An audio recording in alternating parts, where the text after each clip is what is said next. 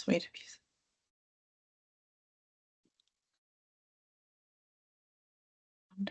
few. And culturally grounded emergency plans. Next slide, please. So the purpose of today's session is to gently shift how we think about emergency preparedness.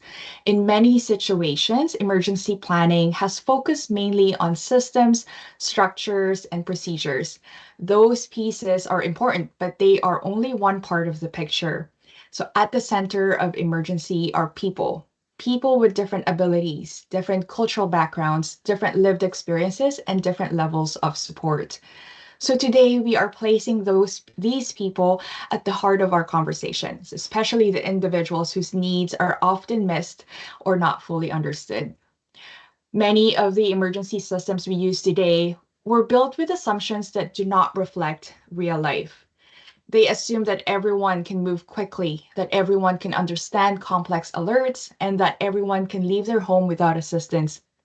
So we know this is not true for many older adults, for many elders, for people with disabilities, or for anyone who relies on family or community support in their daily lives. These individuals are not exception. They are essential part of our community and should be at the center of our planning. So when we talk about being inclusive, we mean truly recognizing the differences in how people receive information, how they move around their community, and how they cope during stressful moments. Some people need information shared through radio or phone calls. Others need messages delivered face to face or through trusted community leaders. Some understand information best when it's simple and clear. So when we talk about accessibility, we are talking about real support. This includes communication that is easy to follow, transportation options that work for people with different mobility needs, and evacuation centers that feel safe, welcoming, and respectful. When we talk about culturally grounded, we are talking about the importance of respecting Indigenous laws, teachings, protocols, languages, and relationships to the land. Many of our Indigenous elders hold knowledge that guides their community during difficult times. Their teachings help people stay emotionally balanced, connected, and supported. So acknowledging this knowledge and making space for it in emergency planning strengthens the entire approach. By the end of this session, my hope is that you will feel confident thinking about preparedness not only as an operational responsibility, but as something that begins with understanding people. Next slide. So many of our older adults live with day-to-day challenges that may seem manageable during regular times, but these challenges become much more serious during an emergency. For someone who moves slowly or who relies on walker, cane, scooter, or wheelchair, the expectation of leaving home quickly can be overwhelming. Some people depend on oxygen machines or medical devices that must stay plugged in. Others sleep in beds that require power to operate. Many people need medications that must stay cool or be taken at strict times. So these are the kinds of realities that emergency planning must take into account. When an emergency happens, the pressure on older adults may become immediate. A wildfire alert can require fast action. A heat event can worsen existing health conditions, and dense smoke can make breathing difficult for people with respiratory concerns. Also, flooding can cut off mobility routes. So during these moments, there is no time for complex instructions or last-minute decisions. If communications comes too late or is too confusing, older adults may not have time to gather what they need or to find safe transportation. So the results can be fear, anxiety, or dangerous delays.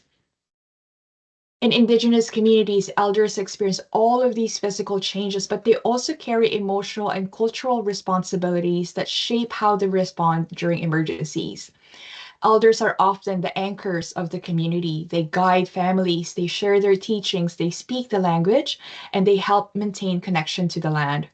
So when an evacuation forces them away from their home territory, away from gathering places, or away from sacred sites, the emotional impact can be profound. So leaving the land is not simply a physical move. For many elders, it can feel like being pulled away from identity, history, and community spirit. There are also deep memories and difficult experiences that some elders carry. Some live through residential schools, some have memories of being taken from their families or moved without choice. These past experiences can influence how an elder responds when an emergency official tells them it's time to leave.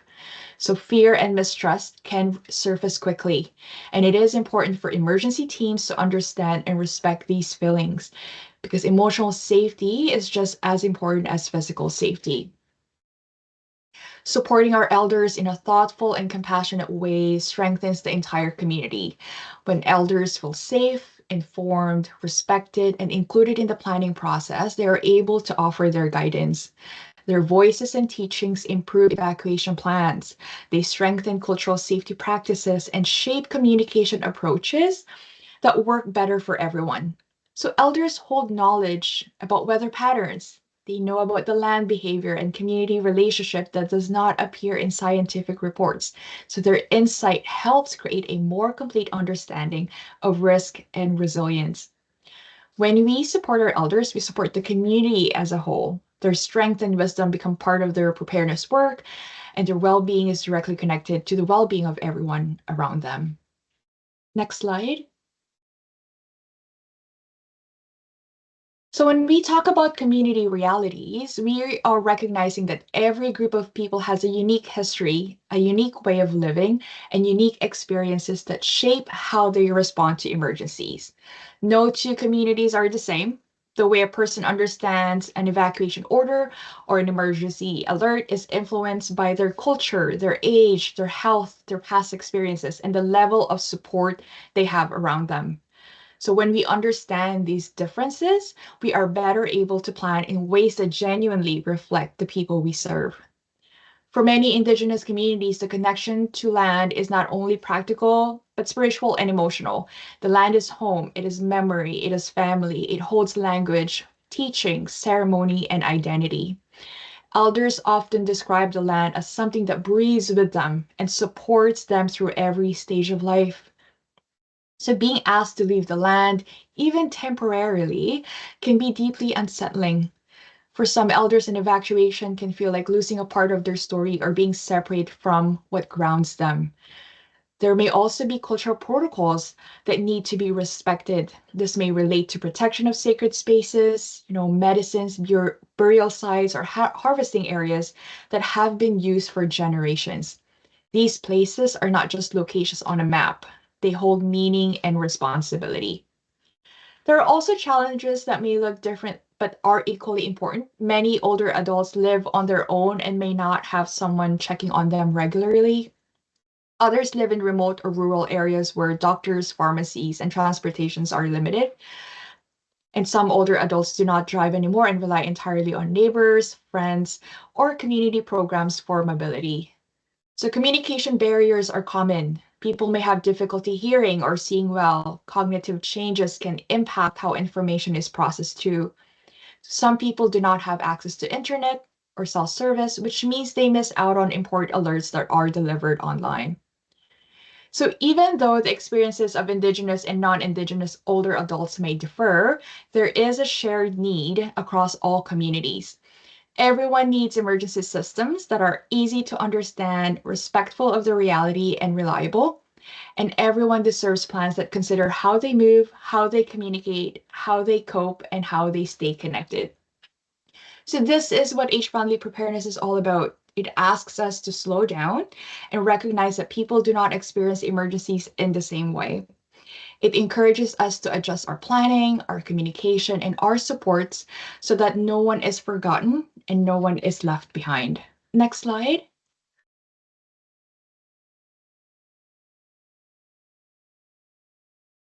I think slide before that one, Alyssa. Thank you. Oh, a little bit more. Oh, before that. Go back before. One more before. One more before. Right there. Thank you. Sorry about that. No worries. Okay, so effective communication, it is one of the most important parts of emergency preparedness. So when we say effective communication, we are talking about more than sending out information, right? We are talking about making sure people actually receive the message, understand what it means, and feel confident enough to act on it. So this requires us to meet people where they are rather than expecting everyone to access information in the same way. Many emergency systems today rely heavily on technology. So alerts are posted on social media or sent through mobile phones. And this works well for people who use these platforms on a regular basis, but it leaves out many of our older adults and many elders because not everyone has a mobile phone. Not everyone uses apps. Not everyone checks on the internet daily. So some elders do not use digital devices at all, and some simply prefer more personal communication. For many elders, the most trusted sources of information uh, are commonly from the community leaders, local radio stations, or in-person announcements. These sources feel familiar to them. It's more respectful and reliable. Many older adults rely on the television or a landline phone for updates. So some prefer printed notices because they can read them more slowly and keep them nearby. Others need someone to sit with them and explain to them what is happening, especially when the information is urgent and emotional. So, this kind of personal contact builds understanding and reduces fear. Plain language is essential during emergencies. So, when people are stressed, anxious, or overwhelmed, their ability to process complex information becomes limited. So, if we use technical terms or complicated instructions, important details can be missed. People need clear and calm direction. They need to know when to start preparing, when to leave their home, where to go, and what to bring. Short and simple sentences to help people focus on what matters and also reduce confusion. Cultural and language considerations are also very important, especially in Indigenous communities. Some elders speak their traditional language as their first and most comfortable language. Others may understand English but prefer receiving important information through a trusted community voice. This could be a cultural leader, like I mentioned, a safety worker, or a respected knowledge keeper. So when information comes from someone familiar, elders feel safer and more connected, and they are more likely to follow guidance. So respecting the different ways people receive and understand information builds trust. So when people feel that communication is delivered in a way that honors their identity, their learning style, and their cultural background, they feel valued. This trust is what motivates people to take action, especially during emergencies when every minute matters. Next slide. So evacuations are some of the most stressful and overwhelming moments that a community can experience. For older adults, the stress is often much greater because they may have additional needs that must be considered before they can leave their homes safely. Many older adults require time to gather essential items. This includes medications, mobility devices, important documents, and personal items that help them feel grounded and secure during a frightening situation. These items are not optional for them. They are vital to their health and well-being. Some older adults cannot pack independently. They may struggle to bend, lift, or move around their home quickly. So others may feel confused or anxious when they are being rushed. These individuals may need someone to sit with them and help them decide what to bring.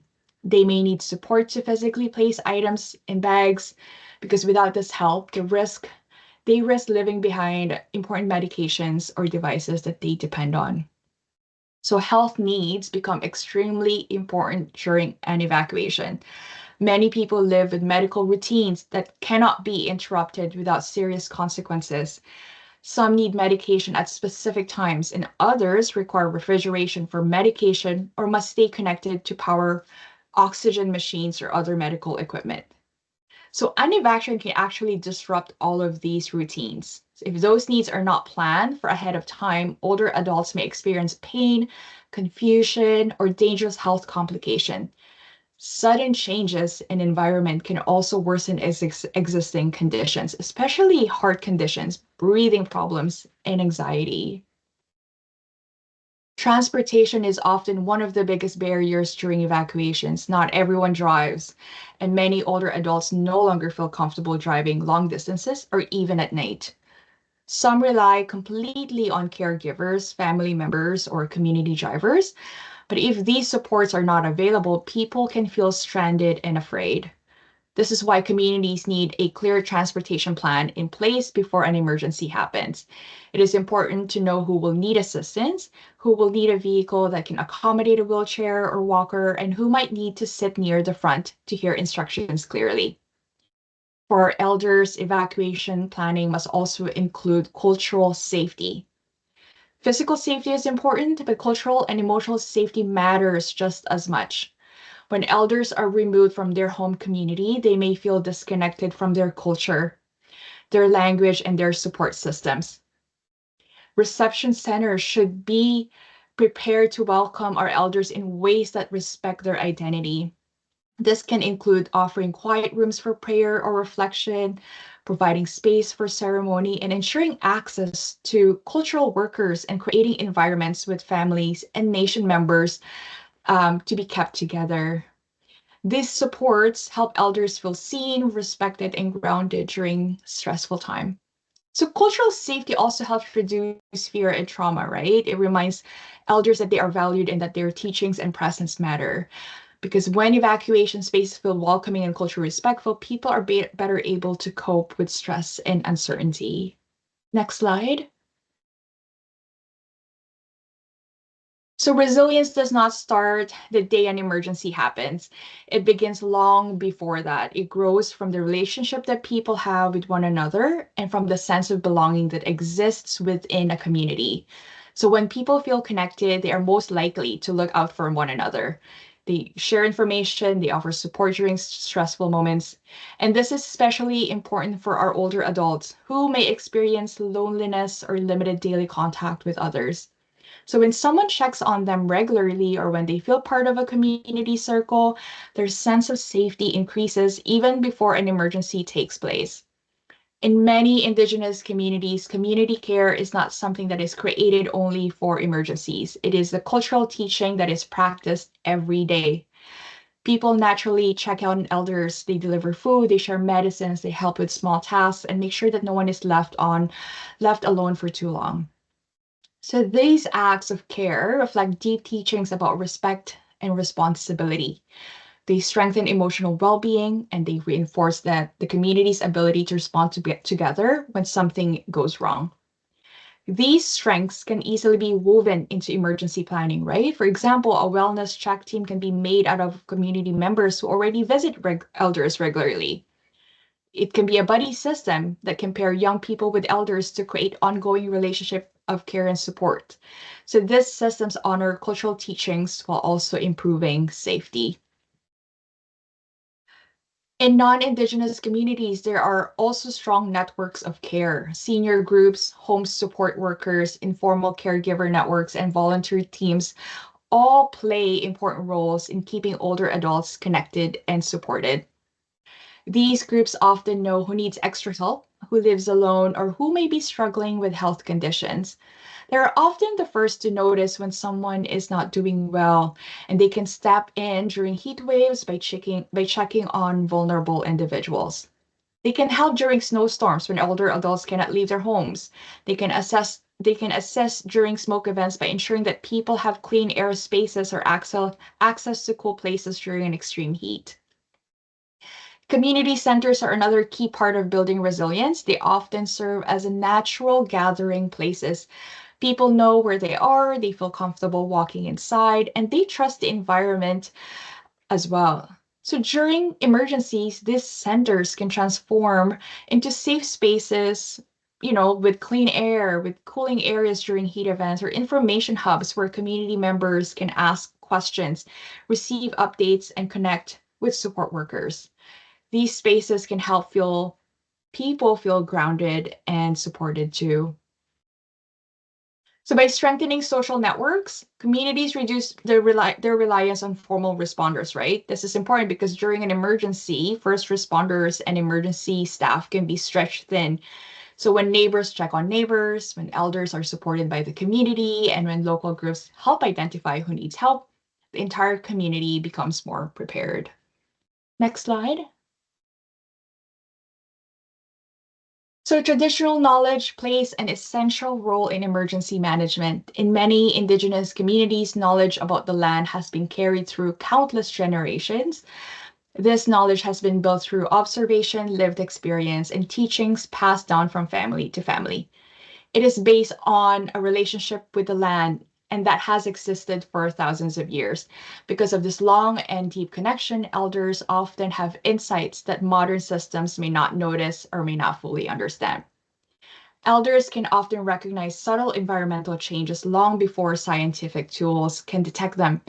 They may observe how animals move differently when weather shifts are coming. They may notice changes in the sound or clarity of water that suggest something is happening upstream. They may also understand how wind patterns change during certain seasons or how the land responds after long periods of dryness. This knowledge does not replace scientific data. Instead, it adds important context that strengthens it. When traditional knowledge and scientific information come together, communities have a more complete picture of the risks that they face. Traditional teachings also provide emotional and relational guidance during emergencies. Many teachings that we get from our elders emphasizes balance, community care, and the importance of keeping relationships strong. These teachings remind people to stay connected or to check on one another and to support those who are struggling. They also help people cope with fear, loss, or uncertainty. And in times of crisis, these teachings often serve as a source of hope and strength. They guide families and communities through the emotional parts of an emergency, which are just as important as physical safety needs. It is important to understand that traditional knowledge is not something that can simply be taken, recorded, or used without permission. These teachings belong to the community. They carry cultural meaning and responsibility. Each nation decides what knowledge can be shared, when it can be shared, or who has authority to speak about it. Emergency teams must respect these decisions. They must follow cultural protocols, listen to elders and knowledge keepers, and ensure that teachings are represented accurately and respectfully. This is part of building trust and honoring the community's identity. When traditional knowledge is included in emergency planning, it strengthens the entire approach. It creates plans that are rooted in local identity, local experience, and local history. It reminds everyone involved that emergency management is not technical, it's not relational, it is absolutely cultural. It is grounded in the community itself. So integrating this knowledge helps build trust between emergency teams and the community. It helps create plans that people feel connected and are confident on following. Next slide. So tools and templates give communities practical ways to move from ideas into real action. Age-friendly planning can feel big or overwhelming at first, but these tools break the work into simple steps that are easier for teams to understand and apply. So an age-friendly checklist helps communities understand where they are already strong and where they may need to build more support. So for example, a checklist may ask if your community has more than one way to reach elders and older adults during an emergency. It may include about whether evacuation vehicles are accessible or whether reception centers have quiet areas where elders can rest or pray. It may ask if your staff or volunteers have training in cultural safety. So these questions help communities see practical changes they can make, right? Even one improvement, even such creating a list of door-to-door communication for volunteers can make a big difference during an emergency. Mobility and health needs registries as well are another important tool. So these registries help identify who will need additional help during an evacuation or a heat event or a smoke event. For example, you may have elders who cannot drive, individuals who rely on oxygen tanks, or people who need assistance walking down their front steps. So a registry will allow responders to know ahead of time who requires support and what kind of support they need. So these lists must be treated with respect. Privacy and community protocols must guide how information is collected, stored, and shared. When created with care, these registries can prevent people from being left behind and can save lives. So communication templates are also extremely helpful. This could be pre-written messages that can be adapted quickly during an emergency. They support clear and consistent communication across radio announcements, printed notices, social media, and in-person updates. These templates can be translated into Indigenous languages, adapted into plain language formats, or personalized by community leaders. So that makes the message easier to trust and easier to understand too.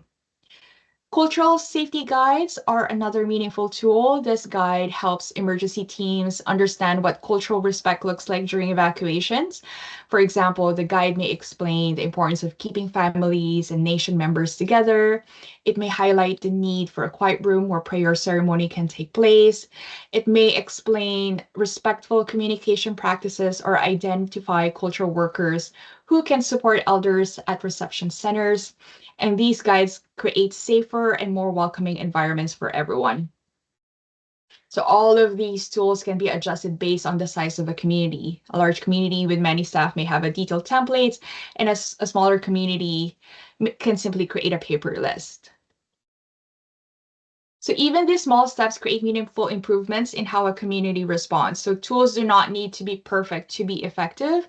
What matters is that they reflect the community and the people who live there. So any action that helps keep elders safe, respected, and supported is an important and valuable step forward. Next slide. So thank you all for taking part of this conversation today. I want to acknowledge the time, care, and presence each of you has brought into this space.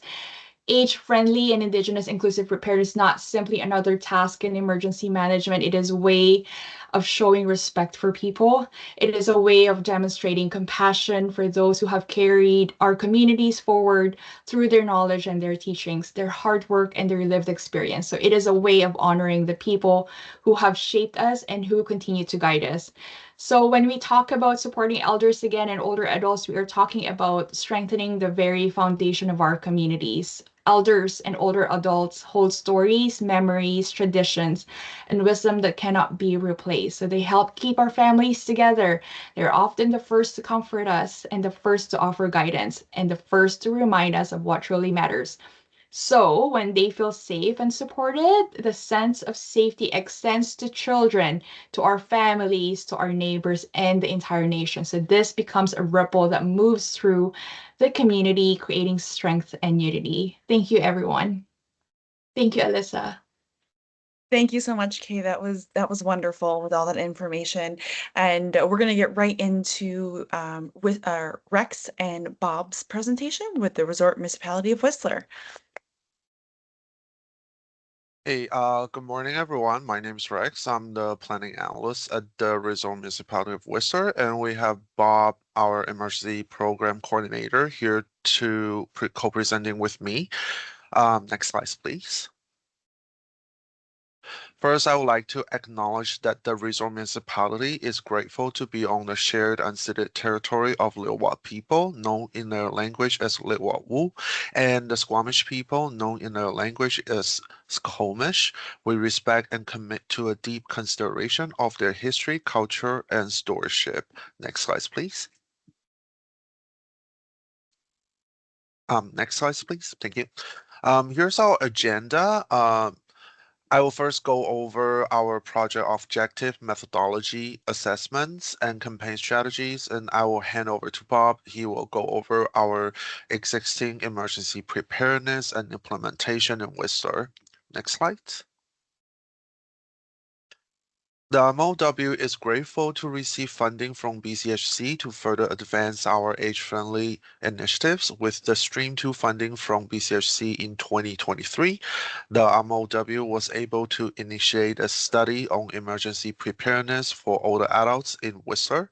The project objective are to consult with the members of older adult community in a meaningful and inclusive manner to assess whether existing Emergency plans include the needed direction and the resource required to meet the unique needs of older adults, both during and after emergency situation, and to enhance the community's ability to proactively address the challenges and vulnerabilities faced by the older adults by providing older adults, their caregivers, and wider community with key information in advance of emergency situation. Next slide.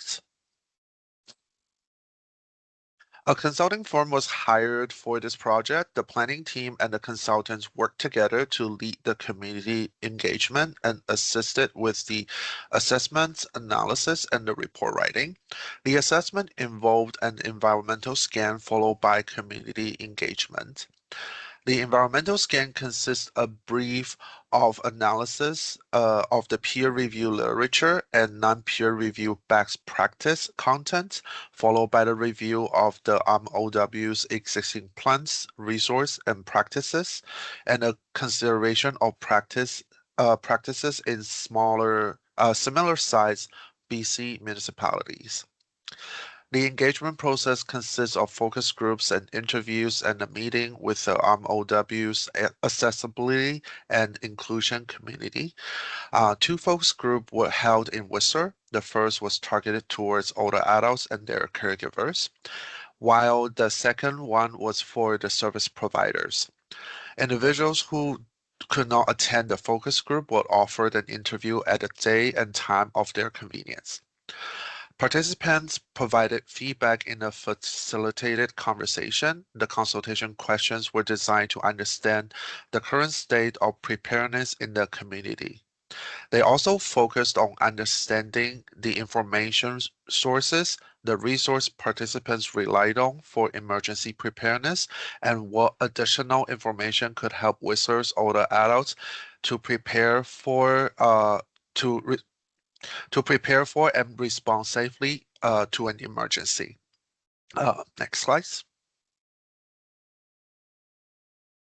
The assessment was focused on enhancing the Whistler emergency program, which aims to prepare the RMOW and the Whistler community for significant emergencies and disasters.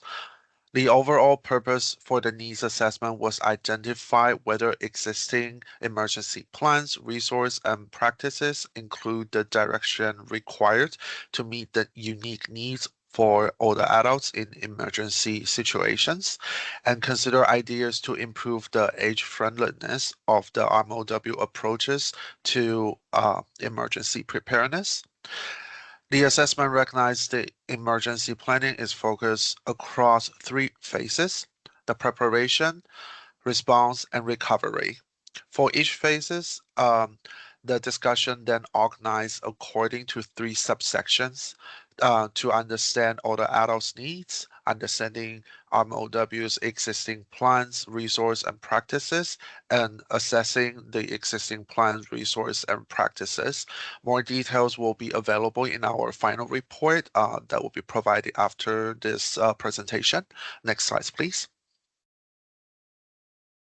So based on the assessment result, the second part of the project is to consider an awareness campaign strategy that aims to reduce reliance on emergency services and promote a more resilient community overall. The need for an awareness campaign was further reiterated during community consultation for this project. In particular, the consultation highlighted that the older adult participants felt they lacked information about where to find further guidance on emergency preparedness, evacuation procedures, and support during an emergency. The awareness campaign strategy has several components, and I will highlight the objective, slogan, and key message in the next three slides. Next slide, please. The specific objective of campaign are to increase the knowledge and awareness of older adults and their caregivers about the risks and possible complications of emergencies, including the use of clean and plain language information about the resource that can help them prepare, respond, and recover with a goal of self-reliance. To encourage the participation of older adults and their caregivers in the planning and management process, to create resources that are appropriate and sensitive to the needs of older adults, and to encourage the collaboration and coordination and leverage existing strengths and resources among the RMOW, the community partner, and community members in addressing the emergency preparedness needs for older adults. Next slide. After considering engagement feedback, the final report proposed the following message as one option for campaign slogan: Ready today, safe tomorrow, helping prepare older adults for emergencies. Next slide. The strategy key message focus on four themes. The first is emergency can happen anytime, anywhere, and affect anyone, especially older adults with specific needs or health challenges. The second is older adults and their caregivers can take proactive steps to prepare for emergencies, such as making an emergency plan, building an emergency kit, stay informed, and get involved. Thirdly, older adults and their caregivers are not alone in facing emergencies and can access various resources and support from the municipality, its partner, and the community. Lastly, older adults and their caregivers have valuable skills and experience that can contribute to communities' emergency preparedness and response, and they can also share their knowledge and feedback with others. So now I'm handing over to Bob to talk about our emergency program in Whistler. Thank you. Thank you. My name is Bob Manson. I'm the Emergency Program Coordinator here in Whistler, and I'm going to speak a little bit about the resilience in our community.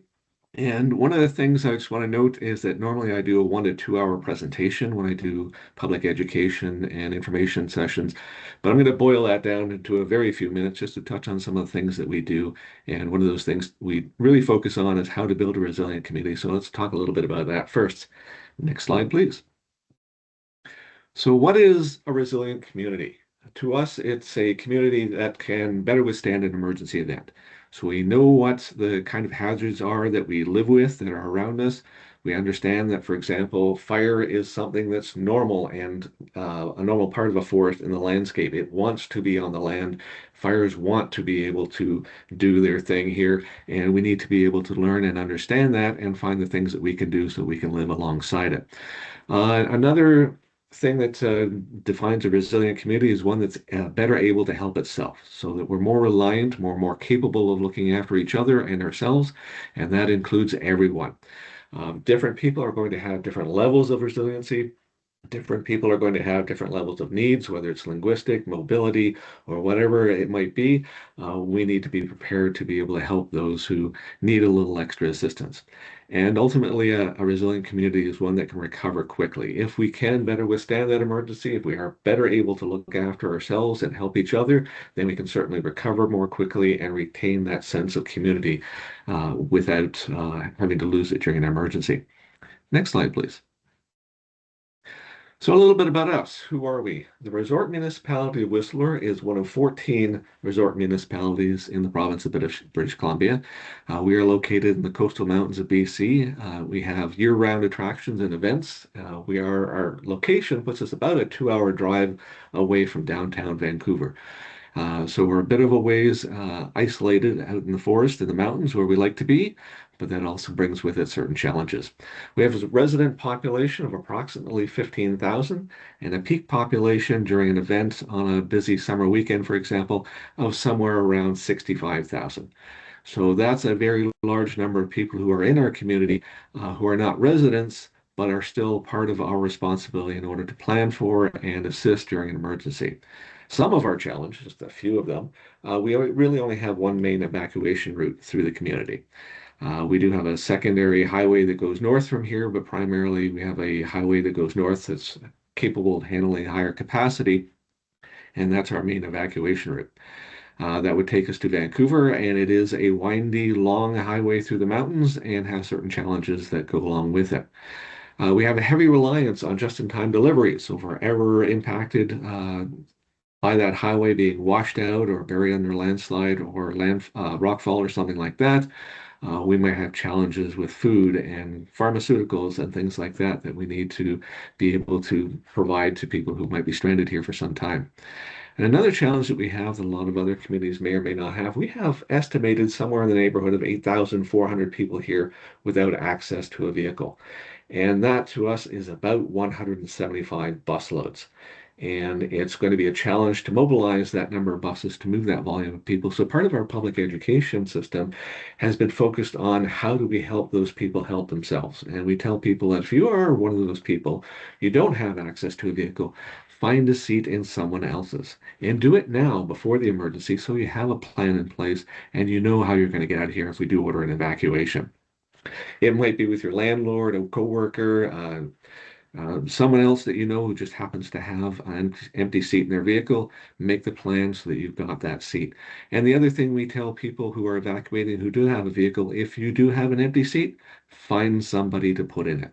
Help us help them so we can get everybody out of here safely during an evacuation if an event is that urgent. Next slide, please. From the reports that we were working on that Rex was talking about and other reports, there's the one from the Red Cross that's shown there. We love those kind of things because they help inform us on how to do our job better. And part of the messaging there is helping us work on things that might be relevant to older folks and their needs. And some of the recommendations from those, I just want to touch on those so that we can just focus on them. One was to improve messaging for the needs of older adults in our public emergency preparedness seminars. As I say, I do workshops from time to time, and we want to make sure we include everybody in our community and help address them and help them understand what they can do, what they are empowered to do to help make themselves more resilient. And so we were already doing that, and we already make that a big priority in our presentations and our workshops. And there were some information in those reports that helped us do that a little bit better. Another recommendation was increased access to preparedness information through traditional venues. And by that, we mean print material, in-person workshops and seminars, that sort of thing. Some people might find more comfortable in receiving information in those venues rather than migrating everything over to online and internet and social media tools, acknowledging that other people would like to just sit in a room with other people and be a part of a community who's learning and being better prepared and learning how they can become more resilient. Other recommendations included having emergency services be better prepared for the needs of older adults and others during emergency. Our Whistler Fire Rescue Services has already taken steps to do that. So they include in part of their programs for training their recruits in how to address and work with not only older adults, but also those who are non-English speaking, those who might have mobility issues and other challenges in our community, as well as our ambulance service who've also done the same thing. So we've incorporated that into it. And again, we're always looking for opportunities to improve that in any ways that we can. Next slide, please. One of the things that often comes up in these discussions and recommendations is to establish a registry of older folks or people who might be vulnerable. That's a bit of a challenge for any municipality, and especially so for resort municipalities. And I'll just touch on that in brief. One of the things is that it requires a community to collect and maintain personal and confidential information about its residents. And there are certain challenges associated with that. It's asking municipality to get set up and maintain a database and keep it up to date. And there can be challenges with that. One of the examples I would use is that we might have somebody who's 20 years old who crashed on their mountain bike and has a broken leg and is recovering at home and can't drive and would need assistance during an evacuation. But at some point, that person would go on to such a registry, and in a few weeks, they would need to come off of that registry. And maintaining something at that level requires resources that we don't have. The other big challenge as a resort municipality is, as I say, we've got 65,000 people in our community. And that includes also many people who are here as visitors who have different needs, different vulnerabilities, different special mobility issues that might need assistance, and that changes daily. We are working with our health authority, Vancouver Coastal Health in our case, and they already know who has home care, who they already know where their dialysis patients live, and they can help us help them to make sure that they can get out of the community during an evacuation effectively. Next slide, please. So how do we build a more resilient community? Well, here's some things in a nutshell. One of the things I tell people is make sure you sign up for whatever emergency alert system your community has. We have something called Whistler Alert here, which is actually based on a system called Connect Rocket Community. It works very well for us. It's really well tailored for the visitor community, and that allows people to sign up very quickly and easily. They can even set a date when they're leaving town, and it automatically deletes their account without them having to do anything more, so they're not getting any alerts after they've left. That kind of thing helps appeal to people and helps make it easier for people to sign up. And it also is a system that's so easy without having any downloads or anything. You can sign up the whole family all at one going. So you pull out your phone, enter the phone numbers for all your family members and their phones, and that's all you need to do. And it allows us to push out alerts to everybody during an emergency. So I tell people your first way of knowing there's an emergency, your first way of knowing what to do should be through official channels, and our ability to communicate with our community is through our Whistler Alert. Find whatever your community has and please sign up for it. You don't want to rely on social media. It's notoriously full of misinformation or misinterpreted information, and we don't want to confuse people and send out mixed messages. Have one venue for being able to do that. We also want to make sure we include public education that includes understanding the hazards, our exposures, our vulnerabilities, and what we need to do in order to adapt to them. We are here on this land more as guests. There are things that live on this landscape that need to be able to live and do their thing and run free as they need. And as I say, I include forest fires as part of an example in that. We talk here about how to live with bears in our community and how they need to have their space and we need to avoid conflicts with them. I would like us to think about fire in the same way. It's a normal part of a healthy forest. Forests need to burn from time to time, and I need to convince people that the forest around us that we've come here to enjoy and live amongst does need to burn from time to time, and that's a normal part of this process and this environment. And let's let it do its thing and learn how we can adapt to make our structures more survivable and how we can get out of the way when that sort of thing happens. And that includes acculturating understanding of those risks and impacts, not having people understand that those are things that only ever happen in faraway places to those other people. They can and will happen here at some point. We are going to have a forest fire here at some point, and people need to understand that and accept that and realize that that's part of a risk of living in a community like this. And the job for you in order to live here is to take steps to prepare yourself and understand that you do need to do some things in your home. We have Fire Smart program that's very active in helping our community understand how they can be and live in homes that are more resilient to fires and understand that you may have to evacuate and perhaps on short notice during an emergency. And that's part of the challenge of living here. Also, we want people to understand that stockpiling emergency supplies is a part of what you need to do as well. If our highway is taken out, as I mentioned, by a landslide or rockfall or something like that, it could be impassable for days to weeks. And that means you need to have the supplies you need, the medications, the food, whatever healthcare treatment you might need in order to be able to get by, in order to be resilient. Build that grab and go bag so that if you are ordered to evacuate, you know what to do and you can grab what you need and take it with you because you've already got it packed, you've already prepared yourself. All you need to be told in that emergency alert is that you're being ordered to evacuate and you already know what you need to do next. That includes taking the things you need with you so that you can be self-sufficient while evacuating. There's some pictures there of things that you might want to include in your grab and go bag. And in my workshop, we go over in great detail the kind of things that people who, as I say, are older folks who have special needs need to think about in terms of medication and, as I say, access to healthcare treatments when they do evacuate. I had the great pleasure of working with BC Renal when I was working in healthcare. And one of the things they do is they have their patients learn to evacuate at the evacuation alert phase. They've already got a plan on where they're going to stay. They know they can take some food with them that's appropriate for them. They know where they're going to get their next treatment because they've already planned for and set up things in place so that they are ordered to evacuate. It's no problem for them because they can't just eat regular restaurant food. They know they have to have access to special food and special diet. They can take care of that themselves, have it already in place, have a friend or relative that they're going to go stay with, and they'll have the things they need when they get there. That's part of planning and being resilient. And one of the things we evacuated the community of Williams Lake a number of years ago, our patients took off literally in 7 different directions. But they were all resilient. They were all able to look after themselves. And we found that they got the treatment that they needed. They were able to take care of themselves. And that's the kind of level of resilience that we try to impart to people when we can, and acknowledging not everybody can achieve that level of resilience. We're working on building neighborhood programs. This is something I would encourage each of you in your community to look up online. Does your community have neighborhood emergency programs? These are systems where we teach people to help your neighbors, help your community be more resilient by being able to work together with your neighbors to understand who needs that transportation assistance, who amongst you might need some assistance in moving. Just being able to help your neighbors helps our community. And a definition of emergencies is one where the emergency response capacity is overwhelmed.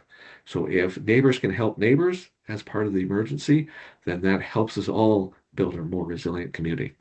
And of course, having plans for yourselves, plans for your family, that helps you and your family be more resilient. Next slide, please. Now, this slide is meant to look jumbled and confusing because this is the kind of state of mind you might find yourself in when we order an evacuation. So if you look down at your phone and there's a message there saying that you are now ordered to evacuate, and in the case of British Columbia, it is a legal order. It is a crime to refuse an evacuation order with the new legislation. So it's not something that we're suggesting. It's not something that we're encouraging. It is an order to evacuate. You must evacuate. So at that point, you might find in your head a whole bunch of questions. What do we do? Where do we go? How do we get there? And trying to answer those questions during the emergency is going to increase stress, it's going to increase chaos and challenges for you, and it may be very difficult for you to find those answers and during the event. So I encourage people to sit down now, appreciate that evacuation is a very real thing that could happen to you at some point. Think about these questions and answer these questions now. Do you have someplace to go? A friend, a relative who you can go stay with in another city? That's your plan. You're going to go there. If you don't have that as a place to go, do you have a hotel you can go and stay at? Well, have a phone number in your plans. You can actually call them now, make a reservation so you actually have a place to go when you get there, and it's not going to be overwhelmed and have no space for you when you get there. Think about it at that level. How do I need to be able to look after myself and my family? What do we need to do to be resilient? So all I need to be told is that we are ordered to evacuate. Great. I can take it from here. I need to pick up my neighbor because she has some mobility issues and she needs some transportation. That's our plan. I'm going to go get her. We've got room in the car. Get the kids, get the grab and go bag, get the dog, get everything that we need for the dog, and we're going to get in the car and we've got someplace to go and we've planned for it. We know what to do. Next slide, please. Here's something to think about. We've all heard be resilient for 72 hours, plan for, prepare for 72 hours. In the states of Washington and Oregon a number of years ago, they did some research about what they would do with that big earthquake that ever happened that would impact them.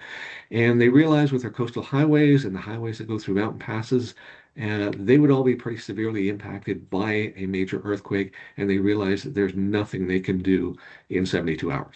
It's unrealistic to expect people to have emergency services just show up with the food, the water, and the supplies that they need after just 72 hours because the impacts will just be too high. Other states like Wyoming have joined into that as well, realizing that from experience, looking back at the emergencies and disasters that we've had, even here in Canada. If you remember that ice storm we had in Eastern Canada a number of years ago, where people were without power and isolated for weeks, we need to think about that as the realistic expectation of what we can do for ourselves during an emergency. Again, we have certain vulnerabilities to our main supply route.